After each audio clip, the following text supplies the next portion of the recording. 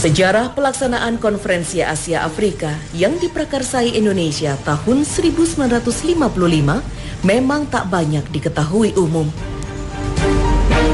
Padahal, sebagai bangsa yang baru 10 tahun merdeka, Indonesia sukses menjadi tuan rumah yang baik bagi delegasi dari 28 negara di Asia dan Afrika. Leaders of Asian and African peoples can meet together. Tak terbayangkan bagaimana repotnya mengurus berbagai kebutuhan para peserta konferensi yang jumlahnya ribuan orang. Saya pada waktu itu karena bersama dengan Pak Suharma tentunya bergabung dalam transportasi kendaraan. Diminta ada dari panitia Jakarta, kita jangan kalah dengan luar negeri, kita juga punya mobil-mobil yang seperti luar negeri, walaupun hanya 1-2, walaupun pemerintah tidak punya, waktu itu hanya punya mobil yang dipakai oleh Bung Karno saja waktu itu, Indonesia 1 itu. Ya, jadi ya kebetulan di Bandung ya Abah lah yang maju, yang pinjem, banyak kenalan. Pada masa itu memang belum banyak mobil yang lalu lalang di jalanan kota Bandung. Para pemiliknya kebanyakan adalah para pengusaha dan saudagar-saudagar kaya. Untungnya, Abah Landung tidak kesulitan mengemban tugas untuk menyediakan transportasi.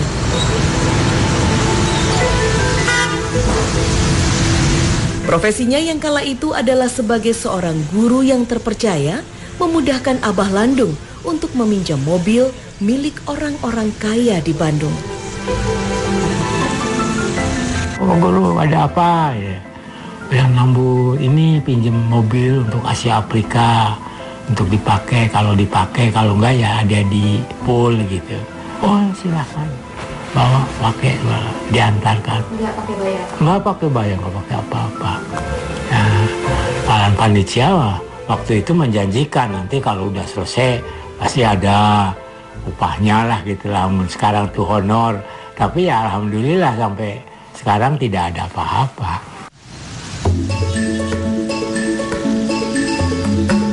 Partisipasi aktif seluruh elemen masyarakat Kota Bandung yang tanpa pamrih memang menjadi faktor penting suksesnya penyelenggaraan KAA.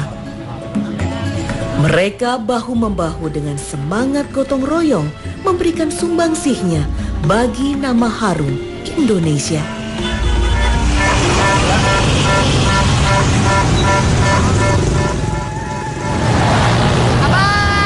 Halo. Assalamualaikum Bang. Waalaikumsalam. Saya Damang sehat ya. Alhamdulillah. Masih pakai sepeda? Masih. Zaman dulu tahun 32 ini. Boleh dicoba belnya? Boleh. Wah, bunyinya masih nyaring sekali. Nyaring bagus ya. Bunyinya luar biasa. Jadi Abah Landung ini dulu berjasa sebagai pengumpul mobil. Iya, betul. Umur kurang lebih 23-24 tahun ya. Dan berprofesi sebagai guru. Sebagai guru tapi rela untuk mengumpulkan mobil. Betul. Lu rutenya dari mana, Bah? Rutenya dari Gedung Merdeka, mengambil sepeda ke Jalan Oto Iskandar Dinata, kemudian belakang pasar, rumahnya keluarga Asep Berlian, kemudian ke Jalan Sungai Raja, rumahnya Bapak Udin. Dan bagaimana tanggapan keluarga yang dipinjamkan mobilnya itu? Tanggapannya pada waktu itu sangat baik sekali, seperti contohnya dari Homan itu, Pak Sadak itu. Begitu Abah datang, ya welcome aja, boleh dipakai.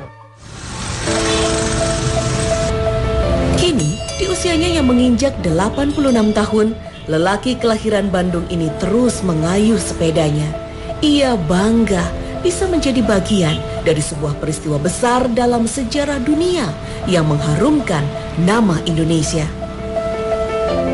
Semangat dulu memang tidak terkalahkan, semangat dan gotong royong, tanpa pamrih ya, untuk tujuan yang satu, barangkali Indonesia merdeka. Kami yang masih hidup tentunya berterima kasih kepada beliau-beliau pahlawan itu ya, yang tanpa pamrih ya, kerjanya, baik ibu-ibu, bapak-bapak tentara itu, yang sampai kita bisa mencetuskan kemerdekaan sampai dengan bisa mendatangkan, membawa negara-negara lain Asia dan Afrika ini untuk merdeka.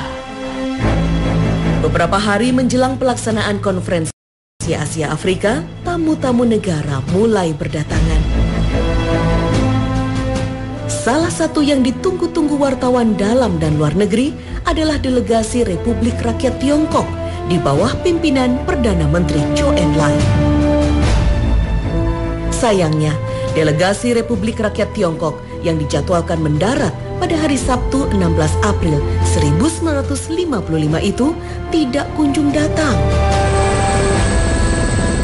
Tersiar kabar bahwa pesawat Kashmir Princess yang membawa rombongan Perdana Menteri Zhou Enlai meledak di udara karena sabotase.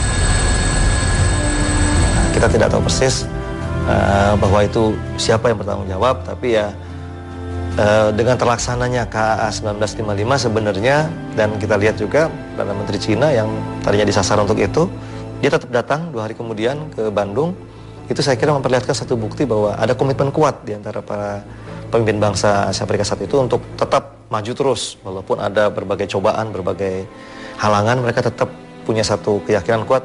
Mereka harus bertemu, harus meneguhkan satu komitmen. Rumor tentang rencana menggagalkan konferensi Asia Afrika oleh negara-negara kolonialis memang sempat berhembus kencang.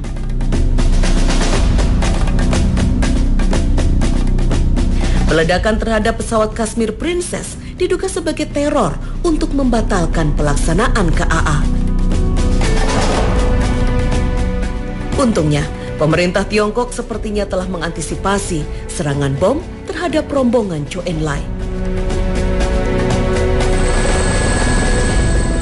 Pada hari Minggu tanggal 17 April 1955, pukul 10 pagi, rombongan Perdana Menteri Zhou Enlai akhirnya berhasil mendarat dengan selamat di Bandara Kemayoran, Jakarta.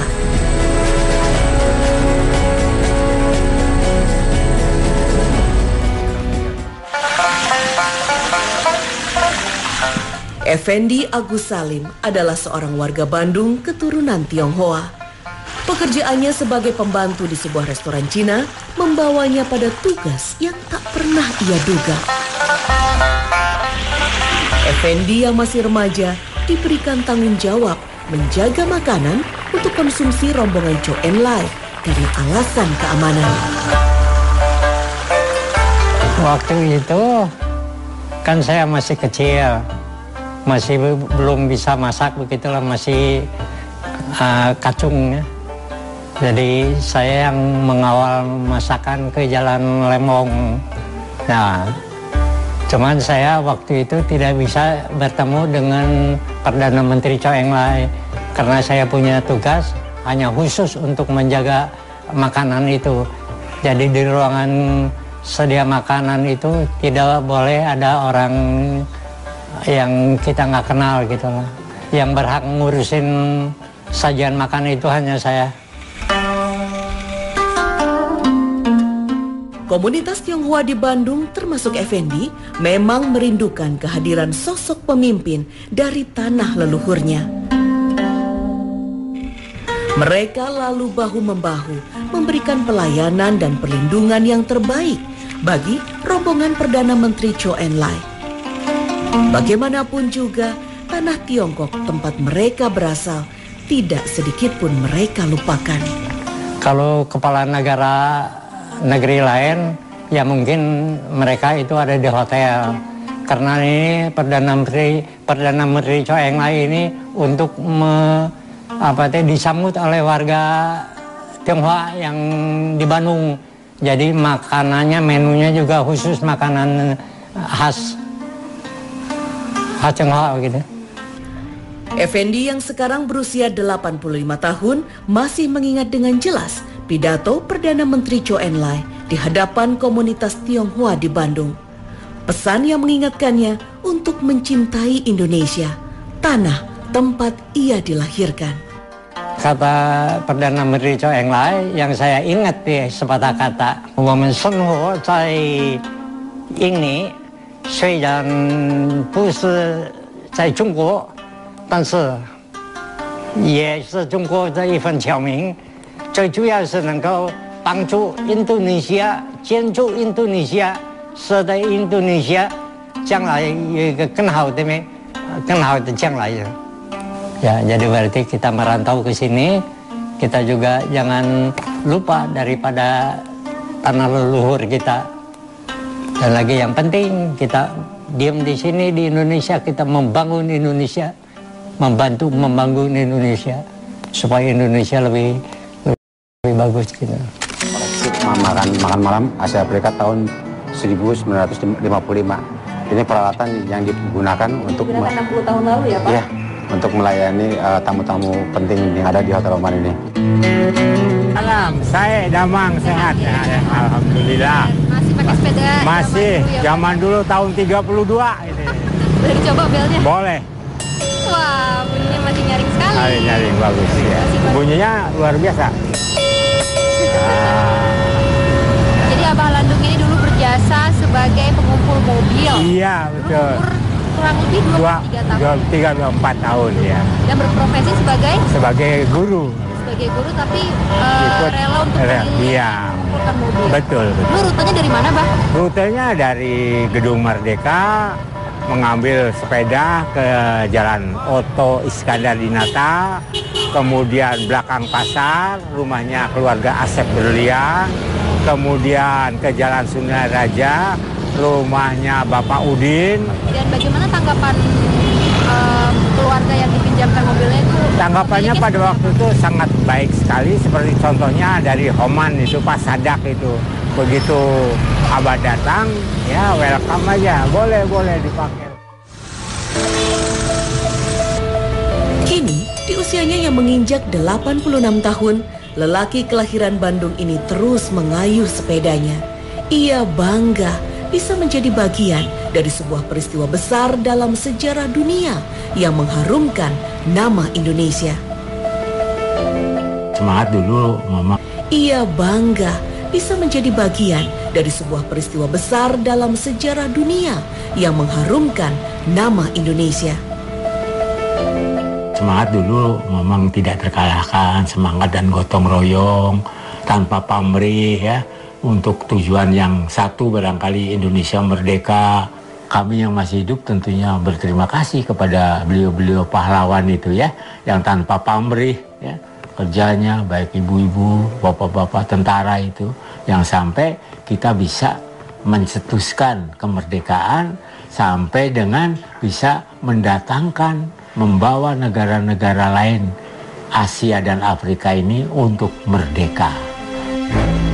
Beberapa hari menjelang pelaksanaan konferensi Asia Afrika, tamu-tamu negara mulai berdatangan. Salah satu yang ditunggu-tunggu wartawan dalam dan luar negeri adalah delegasi Republik Rakyat Tiongkok di bawah pimpinan Perdana Menteri Zhou Enlai.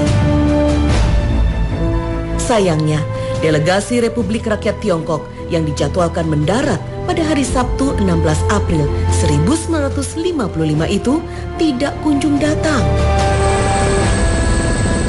Tersiar kabar bahwa pesawat Kashmir Princess yang membawa rombongan Perdana Menteri Zhou Enlai meledak di udara karena sabot. Untungnya, Abah Landung tidak kesulitan mengemban tugas untuk menyediakan transportasi.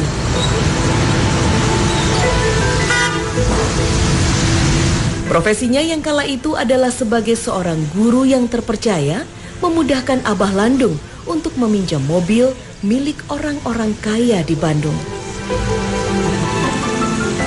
Oh guru, ada apa ya? Yang Nambu ini pinjam mobil untuk Asia Afrika, untuk dipakai, kalau dipakai, kalau enggak ya ada di pool gitu. Oh silakan, bawa, pakai, diantarkan. Nggak pakai bayar? Nggak pakai bayar, nggak pakai apa-apa. Nah, panitia waktu itu menjanjikan nanti kalau udah selesai pasti ada upahnya lah gitu lah. Sekarang tuh honor, tapi ya alhamdulillah sampai sekarang tidak ada apa-apa.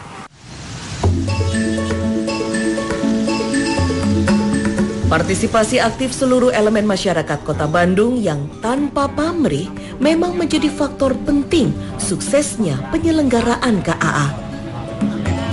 Mereka bahu-membahu dengan semangat gotong royong memberikan sumbangsihnya bagi nama harum Indonesia.